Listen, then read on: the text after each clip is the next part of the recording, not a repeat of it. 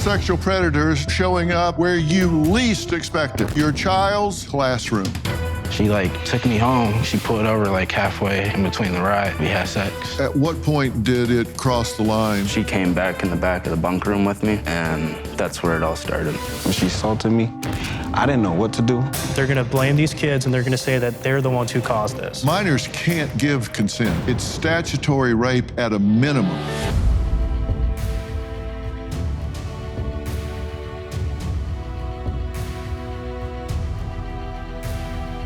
When you think about child sexual predators, don't you think about them lurking on social media or even at the playground? No one wants to believe that they are also showing up where you least expect it, your child's classroom. Dozens of female teachers have been arrested just this year across the nation for sexually abusing their students. And trust me, it's underreported. It's an alarming number. News Nation's Dan Abrams Live reported headline after headline. Take a look. Monica Sanchez, a 21-year-old teacher's aide in Kilgore, Texas. Sanchez was arrested after admitting to having sex with 3 different students. Julie Kinsey Hoover, a 38-year-old math teacher at a private Christian school in Perry, Florida, arrested last week in connection with lewd text messages she allegedly exchanged with one of her male students. J.C. Bain Collins, a 22-year-old substitute teacher, was arrested. Authorities say Collins went to the student's house when his parents weren't there, had sex with him. We uncovered a long line of female teachers allegedly involved with their students. And I'm sure you're wondering, why would anyone destroy their life for an inappropriate relationship with a child? Well, I sat down with a former Teacher of the Year who says she had a 2-year relationship with a 14-year-old student. She spent 3 years in prison, and she says her life has never been the same. I asked her point blank, why did you do this? And you're gonna be surprised by her response. You'll see that interview later. But first, Michael and Justin were just 17 and 16 years old when their 26-year-old special ed teacher, Catherine Hodling, started grooming them. They say it started with some extra attention with their schoolwork, but it escalated into off-campus meetings, drinks, drugs, and sexual abuse. I was a kid that was in school and I needed help, and the predator and the monster kind of took me under her wing. I was a junior in high school when I first met Catherine Hodling. It became a point where I couldn't run away from her because she was handling all of my classes and credits and everything. She was in control of me graduating. She used to just buy alcohol. We were in her office and she had a Xanax she offered, probably 3 months in. I needed a ride home, so I had called Mrs. Hodling. She wanted to pull over to the side of the road and just sit there and listen to music for a little bit. And then she had to say, if you scratch my back, I'll scratch yours. And that's when we just had sex. The first person I told was my best friend, Justin. Unfortunately, she did the same thing she did to me to him. So she would take us to school every day of the week. She would offer both of us a ride home because we both lived next to each other. I left my charger in her car. When she came over, she dropped off my charger. She just started to sit on my lap and then she started kissing on me. She was just pressuring every day, just telling me hey, I want to see you, I want to see you, I want to see you. We had sex a total of 6 times. And I kept telling her no, but she wouldn't let up. Even though she got caught, she still only served 4 years. How do you get out on good behavior for 6 counts of sexual conduct and, drugs to a minor? That doesn't make sense. Okay, guys, thank you for being here and being willing to talk about this. Thank you for having us. This is an important situation that doesn't get talked about. How did this start? How did it ramp up and get to the point that it crossed the line and got inappropriate with you two? When we first started school, she started the class off with icebreakers. So we were kind of getting to know each other and everybody in the classroom. And she was walking around the classroom and then she got to my desk and it was a desk of 4 people. And one of the guys that was next to me was trying to play around with her. And then he asked her what her age was and she told him 26. And then I was like, oh wow, my brothers are the same age. And then she kind of took that ran with it a little bit. Did it get personal right away? It first started off with like her just helping me out a lot in classroom and just always like being there. Every time I walked in the door, she was always the first person to greet me. I used to sit in the back of the classroom, so she would start off at the front, and then she would just make her way to the back, you know, and stay there for the rest of the class period. Do you think you were targeted? It kind of felt like I was, because I didn't go to the same school at the same time that he did. I was at our alternative school in that district. So after school, I would take a bus back to the home school and then get on a bus home. But before that time of me getting on the bus home, I would walk around the school, see him, go see all my other friends. But every time I would see him, she's with him. So I think she took a liking to me from that point. Okay. And how long did this go on before the two of you compared notes? For me, it was like from the beginning of school to like a month in. So like after a month of school, that's when he started to hang out with me a lot more, or like come around me after school. So like she would see him with me a lot. It was October before things turned sexual with you. Yeah. And how about with you? November. All right. Did you tell him as soon as it happened? Yeah. I didn't really feel like I could tell a lot of people, but he was my best friend, so Yeah. I didn't know what to do but tell him. And what did you tell him? I was like, the teacher that we always stay in the office with, she like took me home last night and we didn't make it all the way home basically. And then he was like, what do you mean? And I was like, she pulled over like halfway in between the ride and we had sex basically. And with you, it was 2 months, so it was November. Yes. Okay. Were you expecting it? Did you see it coming? No. What did you guys think about this? When it first happened, I was kind of like trying to run away from the fact that it all happened because I didn't want to get in trouble. I didn't really want to get caught. I didn't want my uncle to know. I didn't want my family to know at the time because like I wanted to be the good child, and my mom passed away, so I had to like stay out of trouble basically. Right. And how did this come crashing down? She basically was texting another student about me and him, and her dad had went through her phone and basically texted the teacher saying, if you don't stop texting and talking to these boys and my daughter, I'll like call the school and tell the school. But he actually did it the next day. So that's how it. Did you think it was wrong at the time? Yes. At first when it happened, when she assaulted me, I didn't know what to do. I was at home. My whole family was home, but they were all asleep at the time. So I didn't know if I could go and wake them up with this news and be like, I just got assaulted. I thought they would look at me differently. And she kind of took it as like an invitation to just keep coming back because I didn't say anything to anybody, so.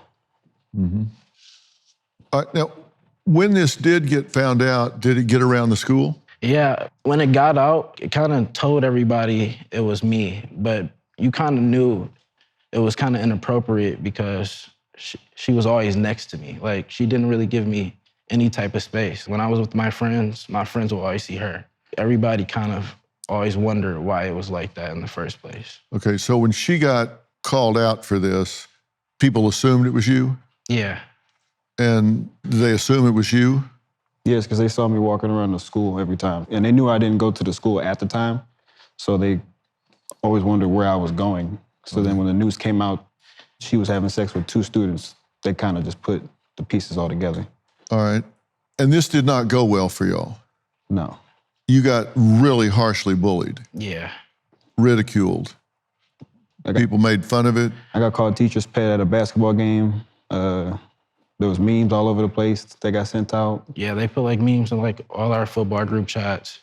All of our, like, any sport we play, we have group chats, and like pictures of us, videos of us were just going around like crazy. They were putting your face on like porn images and stuff like that. Yes. Yeah. So this was humiliating for y'all. Yes. All right. I've got more questions. Coming up, a young man who says he was groomed by his 6th grade teacher, and you won't believe the trip she took this student on.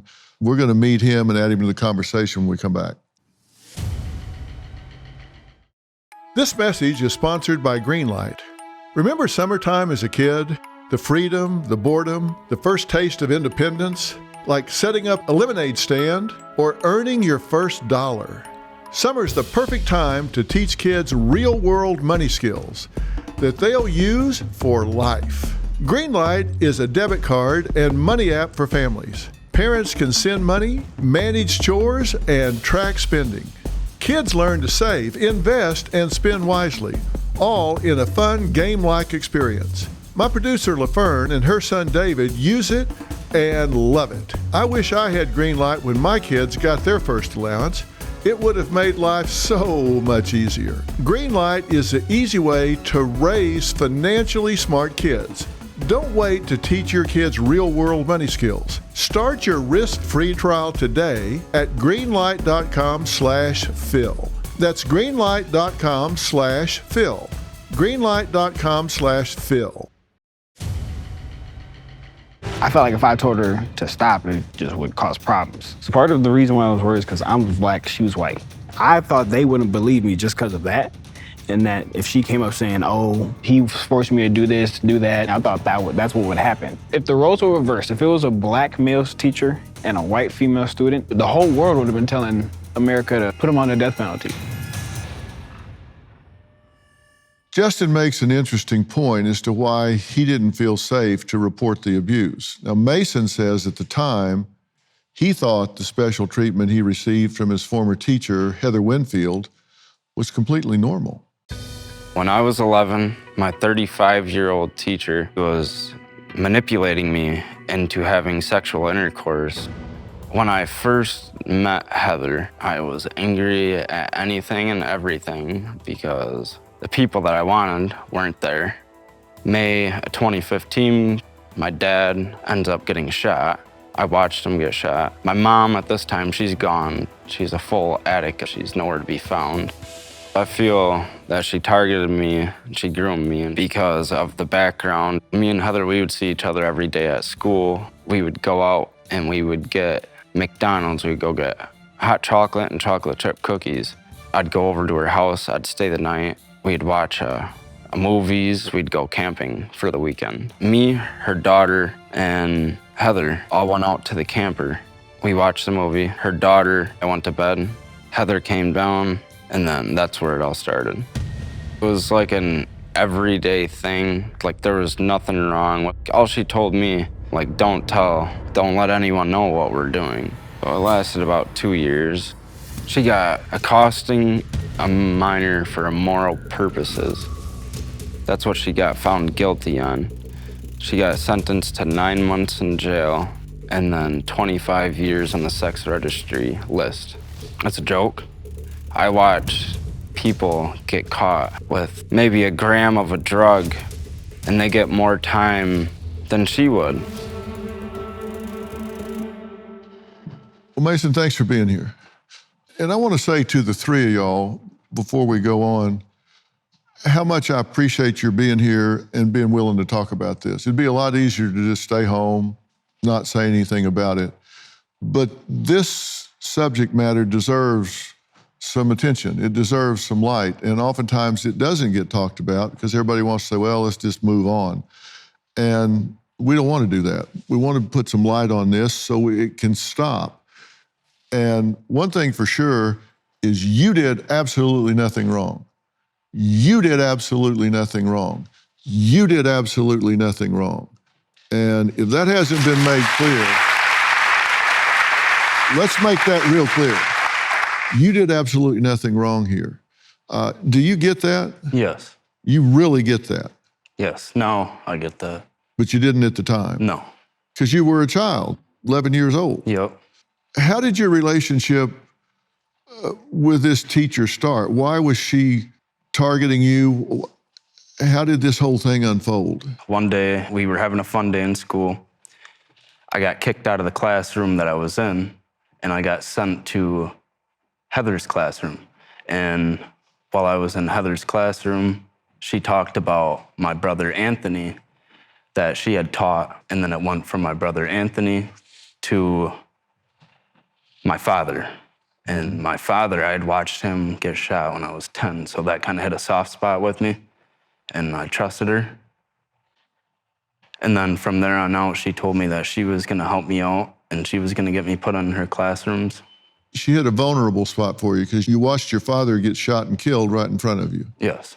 Sorry that happened, by the way. I'm sorry you had to see that. That's not good at any age, and I don't care how long it's been. And your mother wasn't the best role model either, correct? Correct. So, here she has a young man that's certainly vulnerable and open to someone that steps up and shows them some attention and kindness and care, and you were hungry for that and looked for it. Yeah. She knew that. She spoiled you with nice things. What did she do? She took me to Disney World. She bought me like $200 pair of shoes. She'd buy me like a couple of them at a time. She'd buy me nice clothes. She'd take me camping. Did others notice this? Yes. Did anybody step up and say anything? Well, no one really said anything other than the teachers at school. I had one teacher, and she pulled me out of class, and she asked me if there was anything going on with me and Heather, and I denied it. I told her no. And did she drop it? Yes, she dropped it. Nothing further. Did anybody ever ask you guys if anything was going on? Yeah. Any teachers or administrators or anything? We had one teacher ask us, because her office was shared with another teacher. Mm-hmm. And every time we would be in there, the other teacher would sometimes come in there and she would just ask us what we're doing in there. And then the teachers that if I would get pulled out of class, they would just wonder how come you always get pulled out at the same time every day? Mm-hmm. So people wonder, or teachers wonder, they just, I don't know. But nobody did anything about it? No. At what point did it cross the line? It was on a trip we were camping, and she asked me if I wanted to go skinny dipping. And I didn't know what skinny dipping was at the time, and she told me that you take all your clothes off and you jump in the water, and I said yes. So we did it. We did not touch each other, put our clothes back on and went to the camper. And then the time where we had sexual intercourse was July 2nd. I was in the back of her camper. Well, it was me, her daughter, and Heather. And we were sitting in the camper watching a movie. Her daughter went to sleep up in the bed. Heather went up there with her. I went in the back of the bunk room. Her daughter fell asleep. She came back in the back of the bunk room with me, and that's where it all started. So her daughter was there too? Yes. I mean, you really wonder what these people are thinking, and we're going to talk about that. Now, Mason says his former teacher made him feel like he was at fault. Of course. We reached out to her. We're going to find out what she had to say when we come back. And as we go to break, these three young men explain how they were portrayed as the predator.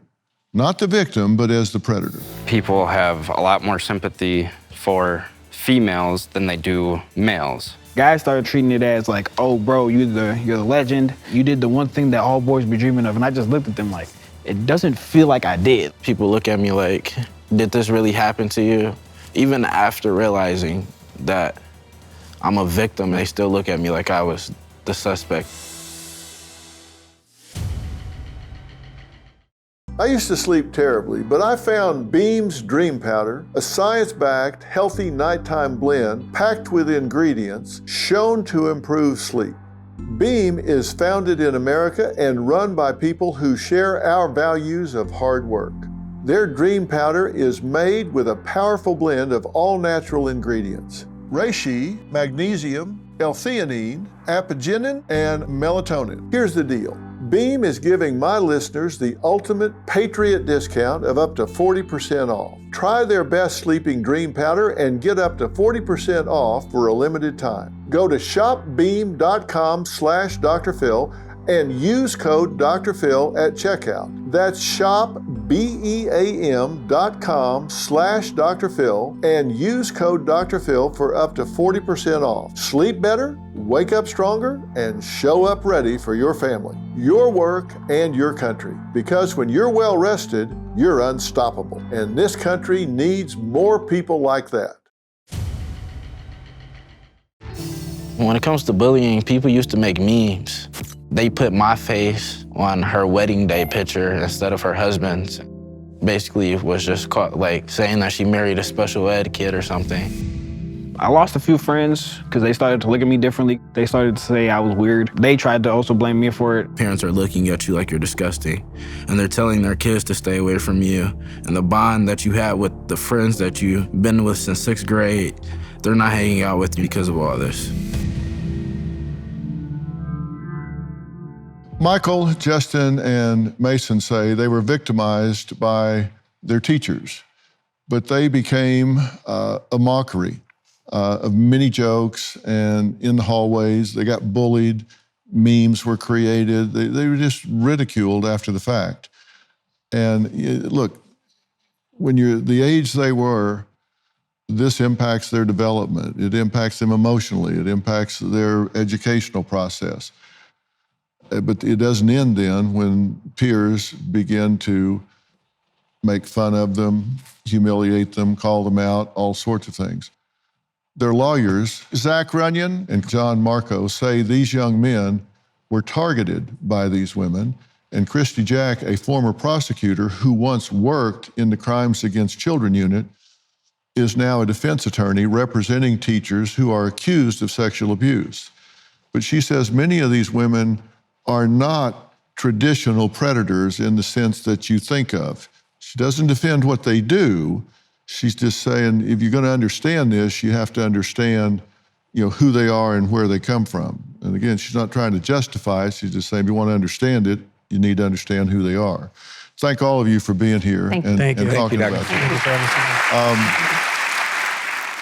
You hear people watch this and you think teachers know right from wrong. They're not stupid. There's no ambiguity about do you or do you not have the leeway to get inappropriately involved, A, with a minor, B, with someone that's entrusted to your care. That's clear, but they do it anyway. And you believe they are predators, right? I mean, they are taking advantage of these students and exploiting them. Absolutely, Dr. Phil. This is a line that should never be crossed. This isn't ambiguous at all. This is a bright line. You do not take advantage of your students. You have a special position when we send our kids to school that we're going to trust that they're going to be cared for and protected. And this happens all the time from daycares, elementary schools, junior highs, high schools, and in colleges. And it happens more than you think. And a lot of it's swept under the rug or people are keep quiet. It is hugely underreported. And we had a graphic earlier of a lot of the teachers that we just pulled up that are current. I mean, these are just some of them that we pulled up. This is not an exhaustive representation at all, right? I mean, you probably got more clients than this right now that you're representing. If you've seen one of these stories in the last few months, raise your hand. Raise it high.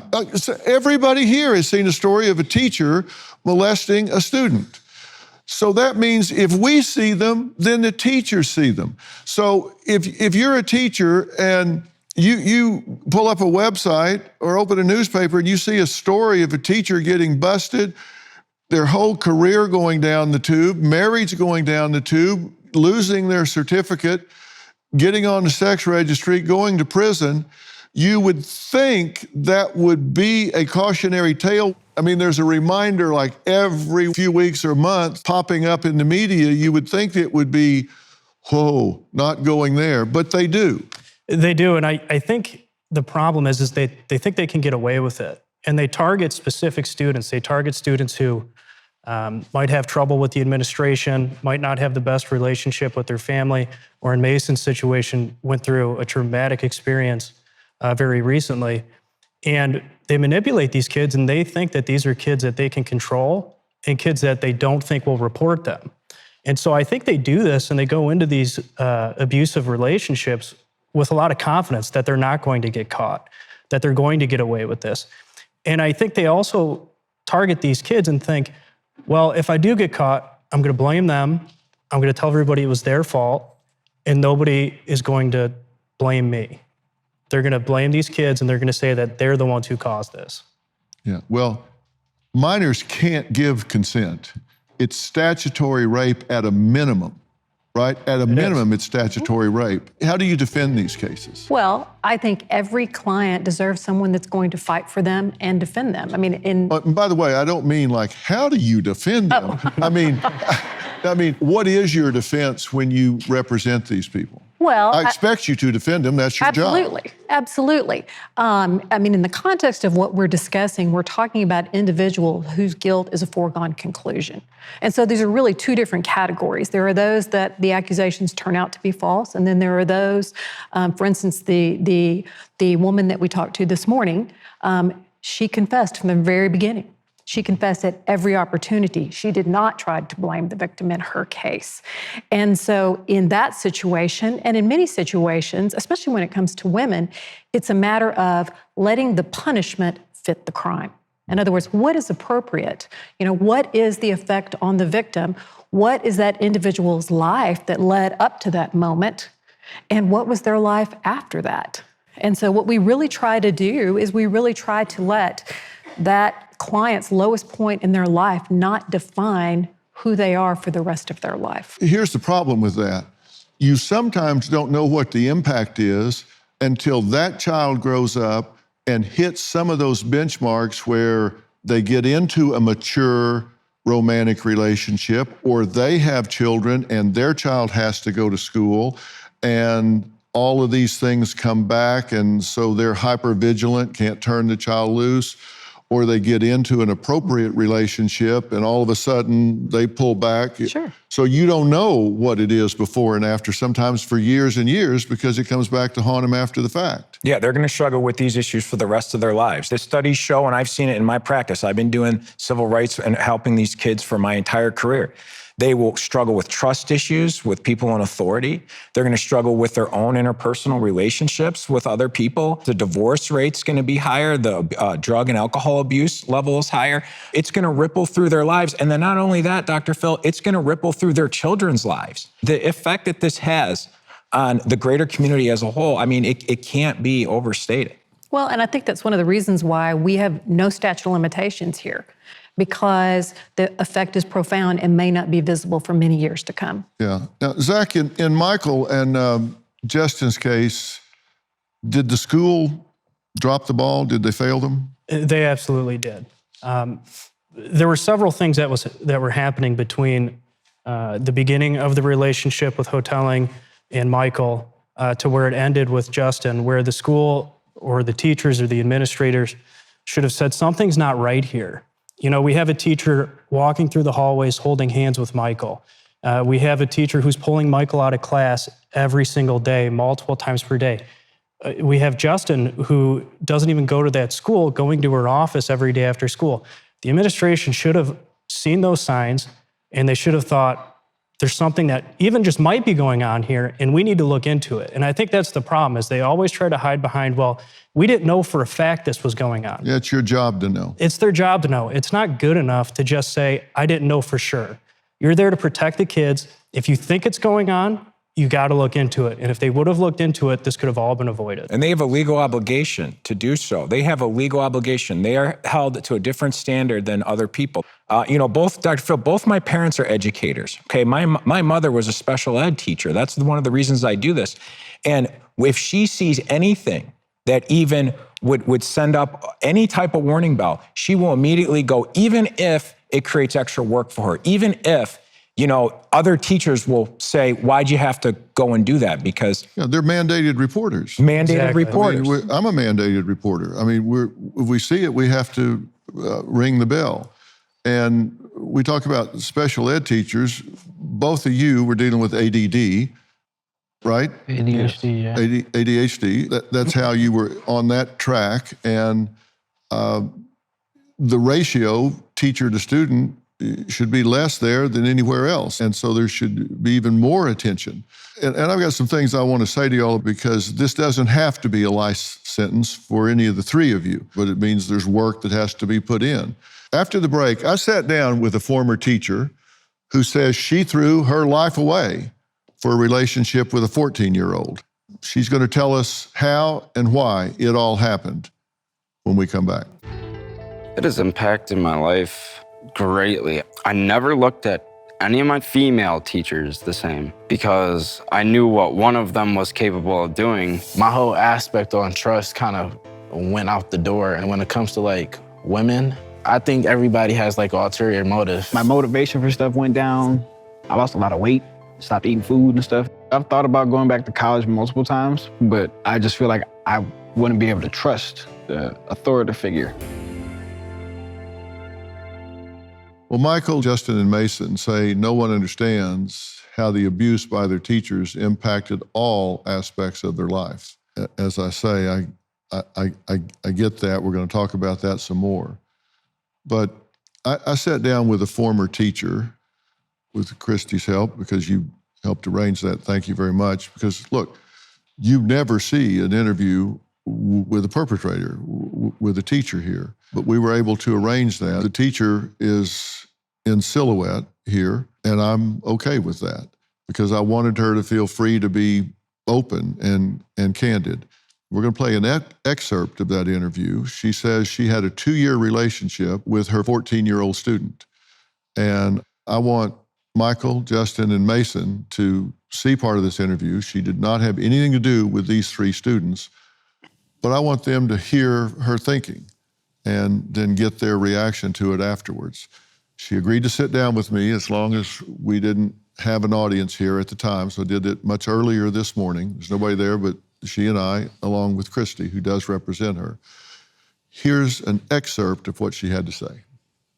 Did you ever stop and ask yourself, what am I doing to this child? I am prematurely pulling them into an adult world, sexually, emotionally, relationship-wise, and robbing them of their childhood.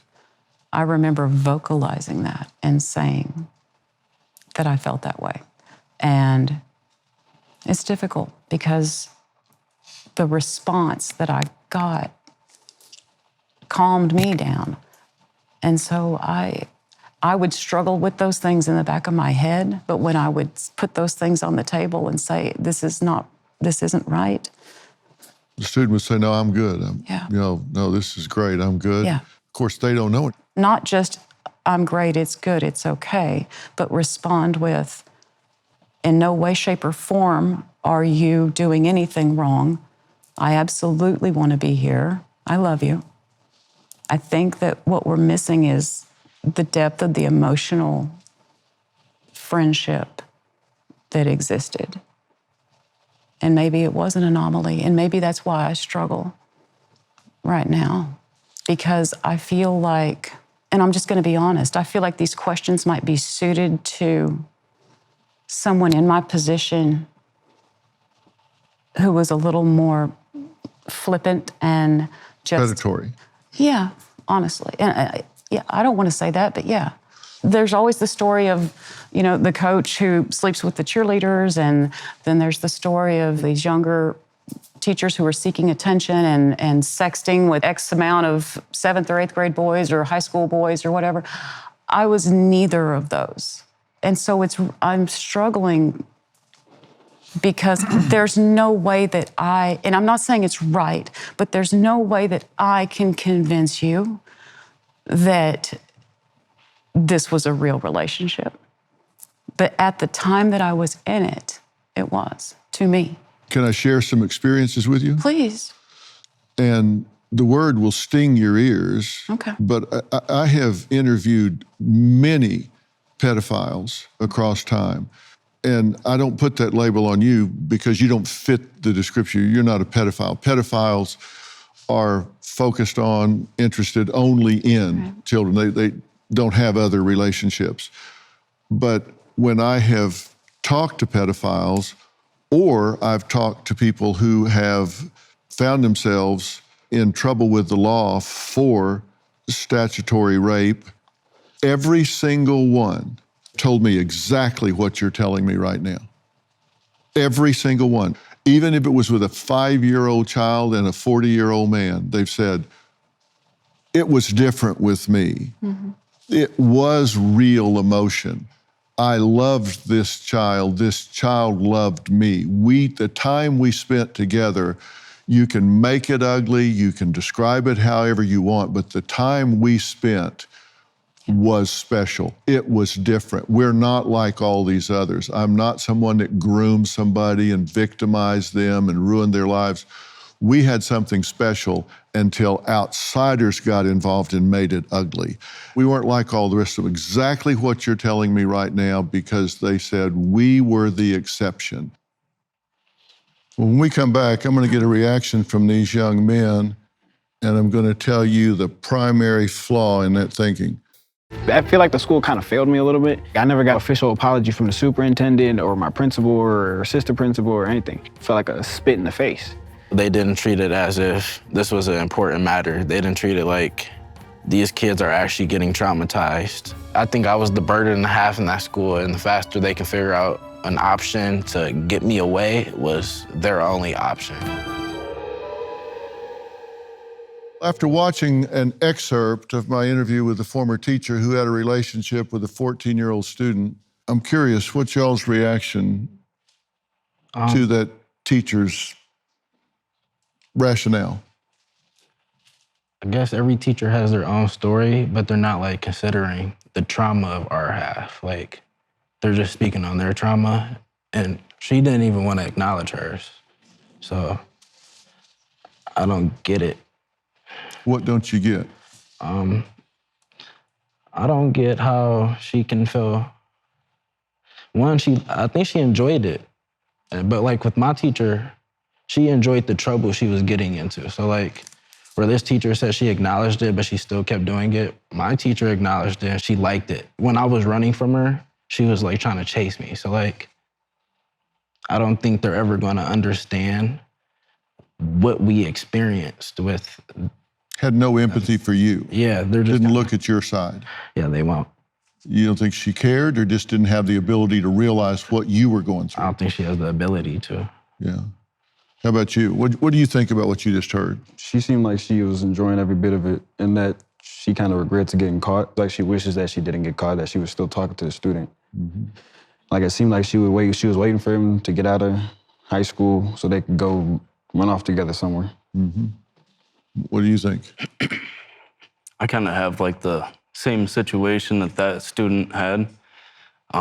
She told me that when I turned 18 that we would get married and move in with each other. She said, or that teacher said, she was explaining how she felt and how it traumatized her, but she never explained or tried to feel for the other student, like she had no remorse for it.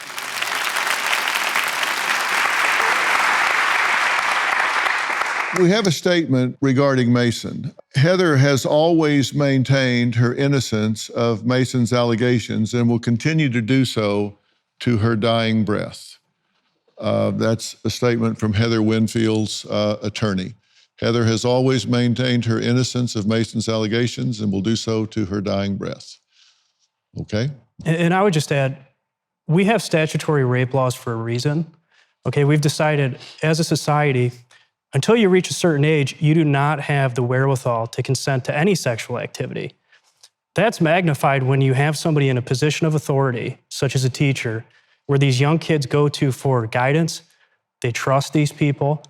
And to hear these teachers try to say that, oh, the kid liked it, the kid loved me too, it troubles me, it disgusts me, because you're manipulating these kids. These kids are looking to you for how to operate in the real world, and you're taking advantage of them, and then you're gonna try to say that they loved you? They don't understand what's going on. And for these teachers to try to say that they were an equal participant is disgusting. Yeah, I couldn't agree more. We've run out of time tonight, but we'll continue our conversation with the former teacher who shares with me the moment her emotional connection with her 14-year-old student led her down a path that forever changed her life. She says her actions cost her more than just her job. Take me through that moment where it went romantic, it went intimate. I had thought to myself, I care more deeply for this person than I know that I should. The student was only 14. So this is statutory rape. There's no way that I can convince you that this was a real relationship. But at the time that I was in it, it was. What the hell were you thinking?